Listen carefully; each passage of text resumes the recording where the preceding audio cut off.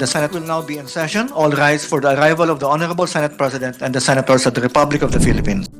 Amid a whirlwind of legislative activity, the Senate had a highly productive session week marked by the successful passage of numerous measures on second and third reading.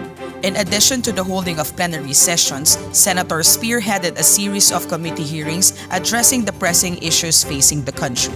The chamber started its Monday session with the third reading passage of a bill converting the Mountain Province State Polytechnic College into a state university. Senators voted to pass on third and final reading measures creating news trial courts in various parts of the country. In a privileged speech, Deputy Minority Leader Risa Hontiveros called on Filipinos to help expose the truth about China's aggression in the West Philippine Sea. Our best weapon is the truth, shining a light on the coercive tactics of the Chinese government in the West Philippine Sea. The oppression, harassment, and environmental destruction it has deliberately and violently employed as matters of policy.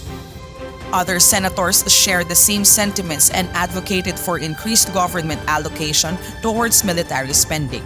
Senator Raffy Tulfo, in a privileged speech, raised the problem of snake bites in the rural areas and the lack of available anti-venom supplies in crucial regions. Senate President Pro Tempore Loren Legarda defended in plenary a proposed measure seeking to establish a framework for blue economy. Senator Christopher Lawrence Bongo, in a privileged speech, expressed his support for the chamber's decision to have the Blue Ribbon Committee lead the investigation into the alleged unethical practices between Belkens and medical professionals.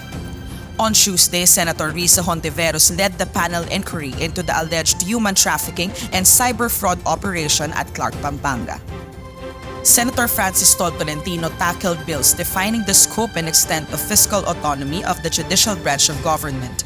Senate President Juan Miguel Mix F. Zubiri said this measure recognizes the standing of the judiciary as a co-equal branch of government.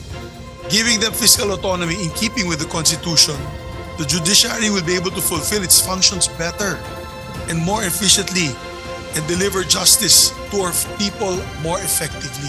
And the only way to do that is to give them that autonomy. Senator Ronald Bato de la Rosa resumes panel inquiry into the so-called PDEA leaks, which implicated several personalities in illegal drug activities. Senator Grace Poe presided over the panel hearing on the proposed creation of the Department of Water Resources to address the Philippines' problem with water supply and management. The Committee on Foreign Relations, chaired by Senator Amy Marcos, tackles resolutions calling for the ratification of the International Labour Organization Work in Fishing Convention or ILOC 188. Tuesday's plenary session commences with a heartfelt tribute honoring the life and legacy of the late Senator Rene Saguisag. The chamber, through adopted Senate Resolution 118, expressed its profound sympathy and sincere condolences on the death of the former senator. Senate President Juan Miguel Mix F. Zubiri led senators in sharing heartfelt reflections on the life and legacy of Saguisag. He dedicated his life to fighting for those who had less in life and those who could not fight for themselves. In return, he sailed into the Senate on a wave of a remarkable campaign that was fully run by volunteers. Apparently, not a single peso was spent. The whole country just came together behind him. And this was a staggering level of public trust and support that we are unlikely to ever see again. Senator Francis Tolentino steered the passage on second reading of 12 proposed measures that seek to establish new trial courts in various parts of the country. The Senate resumed interpellations on the proposed new Government Procurement Act sponsored by Senator Sonny Angara. The Senate resumed discussion on the proposed Anti-Financial Account Scamming Act or AFASA sponsored by Senator Mark Villar. Senator Robin Hood Padilla delivers a privileged speech calling for convergence between the Philippine Navy and the Philippine Ports Authority to boost the country's naval capabilities. The Committee on Social Justice, Welfare and Rural Development, chaired by Senator Amy Marcos, tackles bills calling for a comprehensive Anti-Discrimination Act. Senate President Juan Miguel Mix F. Zubiri called to order an agenda-full plenary session on Wednesday. Senators discussed the need to put in place measures to curb election-related crimes in preparation for the 2025 midterm elections.